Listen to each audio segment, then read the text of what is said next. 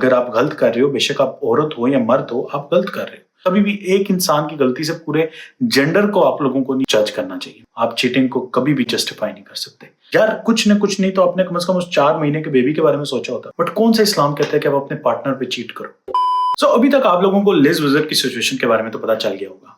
अगर आपको अभी तक नहीं पता चला, let me explain this to you guys. So basically Liz विजर एक इन्फ्लुएंसर है जिसके फियांसे ने उसके ऊपर जब वो 4 मंथ की प्रेग्नेंट थी उसी की फैन के साथ चीट किया and he got caught and वो लोग अब सेपरेट हो गए। इस वजह से सोशल मीडिया पे एवरीवन इज लाइक कि मर्द सारे ऐसे होते हैं, मर्द सारे ये, मर्द सारे वो, एंड मर्दों पे कभी भरोसा नहीं किया जा सकता। I agree with you guys, but आप ये भी नहीं कर सकते कि सब मर्दों को एक ही कैटेगरी में डाल दो। नहीं, हर मर्द एक जैसा नहीं होता, हर औरत एक जैसी नहीं होती। औरतें भी कितनी ज्यादा होती हैं जो चीट करती हैं अपने मर्दों पे, और जो मर्द होते हैं कई होते हैं वो भी अपनी औरतों पे चीट करते हैं। बट इसका ये मतलब नहीं है कि हम दोनों को एक ही कैटेगरी में डाल दें कि सारी औरतें ही ऐसी हैं, सारे मर्द ही ऐसे। नहीं भाई, कुछ मर्द अच्छे भी हैं, कुछ औरतें भी अच्छी हैं, कुछ मर्द बुरे हैं, कुछ औरतें भी बुरी हैं। फर्स्ट ऑफ ऑल ये चीज हमें क्लियर रखनी चाहिए। कभी भी एक इंसान की गलती से पूरे जेंडर को आप लोगों को नहीं जज करना चाहिए। क्या जो उसने किया वो गलत था? 100%। आप चीटिंग को कभी भी जस्टिफाई नहीं कर सकते। चीटिंग इज समथिंग जिसको आप कभी भी जस्टिफाई नहीं कर सकते। वो या औरत करे या मर्द करे, हमेशा कभी भी आप इस चीज को जस्टिफाई नहीं कर सकते कि अपना पार्टनर होते हुए आपने किसी और की तरफ क्यों गए, अपना पार्टनर होते हुए आपने किसी और की तरफ नजर भी क्यों उठाए। You know that's something you can never justify. आप जो भी बहाना बना लो, आप जो भी कर लो, कुछ मिनट, कुछ फजूल सेकंड के अपनी एक लस्ट के लिए आपने अपना इतना अच्छा रिलेशनशिप खराब कर दी जिसपे आपका बेबी आने वाला था। यार कुछ न कुछ नहीं तो आपने कम से कम उस 4 महीने के बेबी के बारे में सोचा होता। बट जब से इस टॉपिक के बारे में बात शुरू हुई है तो एक टॉपिक मेरे दिमाग में बार बार आता है, एंड दैट इज कि लिज विजर वाज इंडिपेंडेंट।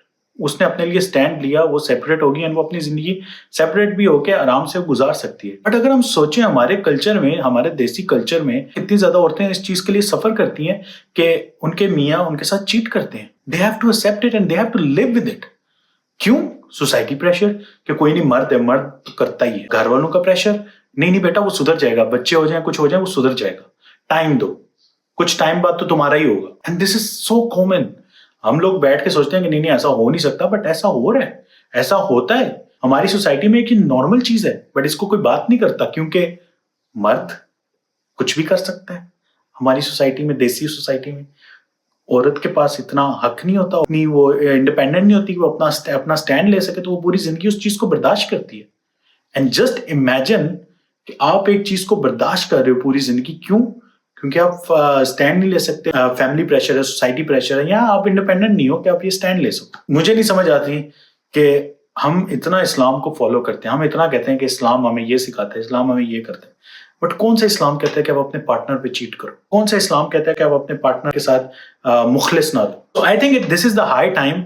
इस टॉपिक की वजह से हमें अपने कल्चर पे भी थोड़ा सा फोकस करना चाहिए और हमें ये चीज हटानी चाहिए अपने कल्चर से कि मर्द है तो सब कुछ कर सकता है। नहीं, अगर आप गलत कर रहे हो, बेशक आप औरत हो या मर्द हो, आप गलत कर रहे हो।